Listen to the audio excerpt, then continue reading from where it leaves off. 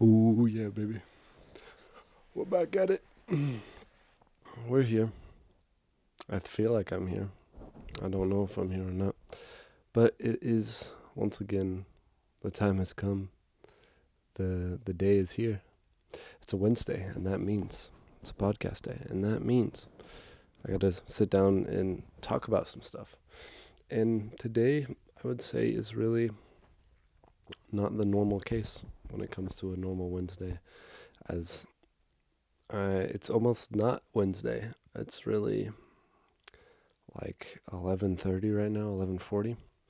As you can probably see and hear and maybe even feel, I'm quite tired. It's I'm on my last straw right now. But the podcast has to happen on a Wednesday. I have to film it, and I wasn't able to, take the time to film it this morning, nor this afternoon, nor this evening, and I'm just getting back home or back to my place of stay as of now, and it's the only time that I've really found, so I'm here and I'm doing it, and I don't necessarily have a plan on what I'm talking about, but that's okay, because I sit down here and talk about life every single time. I will always find something to blabber on about for a few good minutes. Um, yeah, I mean, within that, there's already something to talk about. The fact that why am I here? Why am I doing this? When really, I want to be asleep right now. Really, there's no topic that I had in mind to talk about. What is it about the fact that I have to show up every single week and sit down and talk about something, even when nothing really is? So there's nothing really, there's no topic for me to talk about. There's nothing specifically important for me to sit down here and say. Well, it's because I find the act of simply having something in front of you, for me at least, in this situation, way more important than the act itself. In a sense, I don't do this podcast in order to do the podcast. I do this podcast in order to have done the podcast every single time I said I would have, if that makes sense.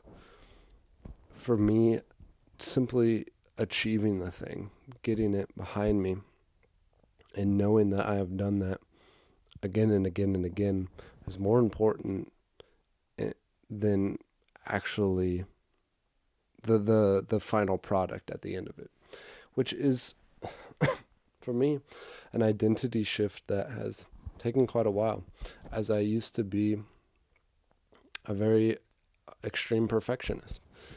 And the thing is, I still am a perfectionist, and I like being a perfectionist. But in that sense, I have to be very careful with how I interact with doing stuff, because you can let perfectionism take you over very, very quickly. It is something that happens a lot with a lot of people, and it happened to me for many years in my life as I was trying to achieve great things, but just looking at the wrong results. And so now I'm trying to really change my identity at the roots in order to be the person who doesn't care about the results, who doesn't look for perfection in the results, but rather perfection in the execution, perfection in the part of showing up. Because I can't control the results 100% of the time. Of course, there are going to be days like this where I just don't find the time, I just don't have the energy, or there just doesn't seem to be a topic to talk about. But that doesn't mean that I can't give the input, even though I can't control the output. This might not be the most profound episode of the podcast. This might not be the most direct or the most well thought out or the best, best scenery, whatever. But, excuse me, but it is still me sitting down here and doing the thing. And for me, that has become really important because of that fact, because it is changing that identity, telling myself that no, I don't have to strive for the perfect thing every time. Because if I do that, well, I've learned from the past that following in those footsteps just means that you hardly ever do anything because you're so scared that it won't turn out the way it should. And guess what? It won't. The majority of the time, it won't be perfect. But you can't ever expect to achieve perfect until you fail thousands and thousands and thousands of times. So changing that for me has been really big mindset shift. And I think a lot of people can at least take the time to see if that might be something that's affecting them, this fact of this perfectionism isn't necessarily a bad thing. It's simply a trait. That's how some people are. But if you let your perfectionism put you in, a freeze mode where you just don't make anything, you don't do anything because it has to be perfect, well, then you don't achieve perfectionism anyways. You don't actually get any better at anything because you don't do anything. And so we have to take control of our perfectionism. It's fine that it's there. We don't have to fight against it. Again, it's this concept that we can't fight against anything that is truthfully within ourselves. We have to meet it in the middle. We have to recognize what these feelings actually mean. If you're addicted to a substance, you can't fight against this feeling and just say, "Oh, I don't need it. I don't need to do this." Well, at some level you kind of do. You have to figure out, why do you need to do it? But do you need the substance? Is it actually benefiting you? You can't fight against the want to fulfill this part of yourself that the substance is kind of taking over in that sense. But you can choose how you do fulfill it, or how you continue on with it. And excuse me. It's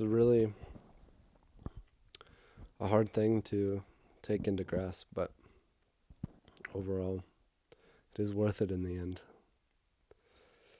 And that's just what I keep learning about life over and over and over again, is it's difficult. It's confusing. It's about many different things, and at the end, all that confusion, all that work that you put into it was actually worth it. It was actually so much so much meaning behind the hours that you've spent just sitting and staring at a wall. There's so much meaning behind the simple moments where there's no distractions and you're just left with your thoughts, and it's just you thinking about life. That takes, it's hard to find in this day and age, honestly, that space to just think. But those mean so much to me, at the very least. When I look back on them, I'm very, very grateful that I have taken the time to just be with my thoughts, and I will continue to take the time to be with my thoughts. I have no fear about that. I have no fear that I will just simply be too distracted in life. And that's a great comfort that I take. It's one of those things where you can just simply take a deep breath and say, everything's going to be okay. In this sense, I know everything's going to be okay because I won't ever stop thinking. I won't ever stop questioning my own life and the world around me. And in that sense, I won't ever stop bettering myself, putting one foot in front of the other. It might not always be the same linear path, but it will never stop. And that's something that I take a great comfort in. It's taken a lot of time to get to this point. It's taken a lot of hours of moments where I didn't trust myself. But you have to be in that space before you enter the space where you can trust yourself, because it is just data showing that you have done the thing and you continue to do the thing. And that's what I've shown myself, is every single day for the last 2 years, I've always given myself the time to sit down and write and to think. And now, for the last few months, I've been doing this every week. And for a time before, I was actually filming podcasts without posting them, and I was actually doing, I think, 3 a week at a certain point, and it was just a lot of time to be within my own thoughts, to learn how to articulate my own thoughts. That is time that was never wasted. That was honestly some of the most beneficial moments of my life. It's just me sitting down there with a pencil and paper, or me sitting down here with a microphone. It might not seem like much from the outside. It's very simple. In its own basis, it is really just the most bare bones you could really do for an activity, but in the end, it really does mean so much to me. I feel like I'm I got a pretty dry throat. I should have poured myself a glass of water before I hit record. But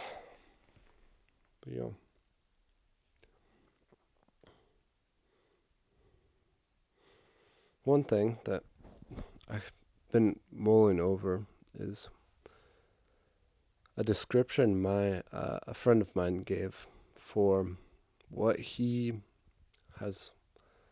taken some time to think about, and what he now describes as the more or less the meaning of life, and how he would kind of describe that in the most simplest terms. And it was simply finding a balance within things. I've been mulling this over myself. Now, what finding a balance means, at least how he described it, is in life we have multiple different things that we can be, either on either extreme of course, or we can be in the middle of. But even closer to that is a balance that there is to be found. So, today, maybe before, when we were cavemen, or even just a couple thousand years, maybe this wasn't a problem. But today, we can eat too much. Before, it was a problem of eating too little. We don't want to be on either side of those extremes. We want to find balance. We want to eat the right amount of food every day. Not just the right amount of food, but the right quality of food. There's another balance to be found. We don't want to sleep too little. We don't want to sleep too much. There's a balance within that. We don't want to be completely alone, but we don't want to be surrounded consistently 100% by thousands of people. There's a balance within everything, and how he described the meaning of life is simply going through life in order to find your perfect balance, to really tip the scales for all these different things until you find what works for you, what is your true self. And thinking about this, I really do like it. I can't say that's 100% how I would describe the meaning of life, and I don't necessarily have a very good description of that, a very good grasp on that, at the very least, but I do understand where he's coming from in this sense, and I do think there's a lot of wisdom to be beheld from such a way of thinking. But yeah, I just kind of wanted to get that out there, state that, and do with it what you will. But living a meaning of life, as in finding your balance, tipping the scales, and It's different things, trying out different things to find out what your balance truthfully is for you, because you don't know until you've experienced, a wide variety of the scale. I'll definitely say I'm still working on finding my balance in a lot of different aspects in life. And if you look at it, maybe a lot of people spend their whole lives with a lot of things unbalanced. How many people are getting too little sleep or even too much sleep? How many people are maybe not getting too little of food, but the wrong quality of food? They have an imbalance in their nutrition. How many people will go through that their entire lives without finding the balance? And of course, there are some people in this world who don't have the option to just create that balance, but I'm really speaking more so in this moment about the people who do have the option, who are faced with the decision and choose a rather an unbalance, and how many years go by, an entire life even, with many things out of order, many things not tipped it the right way. Thinking about that just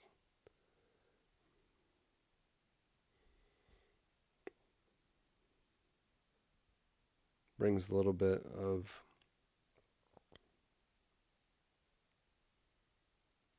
sadness in a sense. But I take this sadness and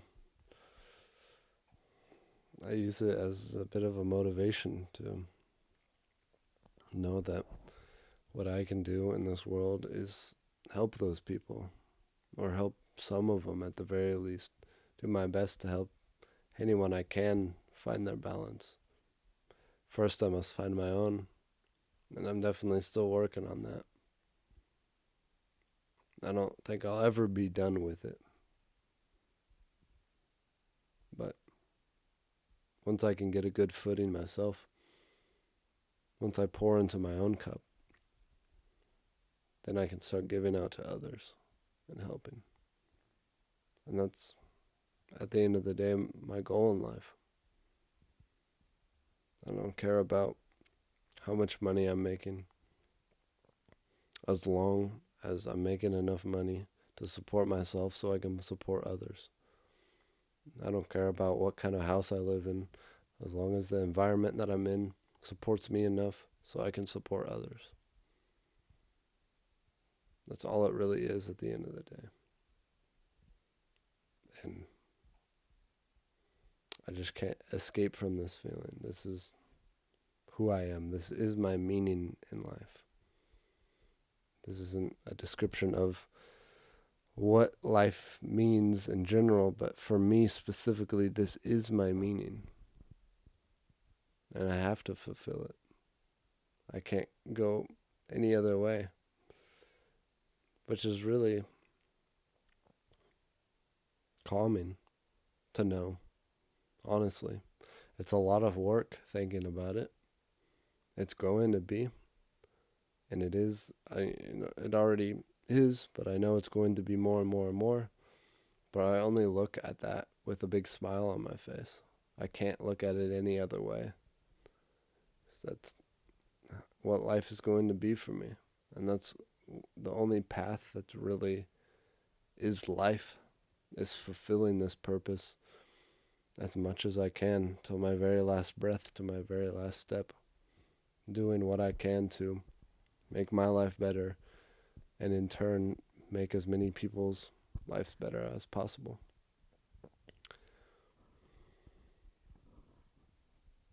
Yeah. So take with that what you will. I think I'm going to sign off for the night. I've probably done blabbered. A bit too much. And hey, maybe we'll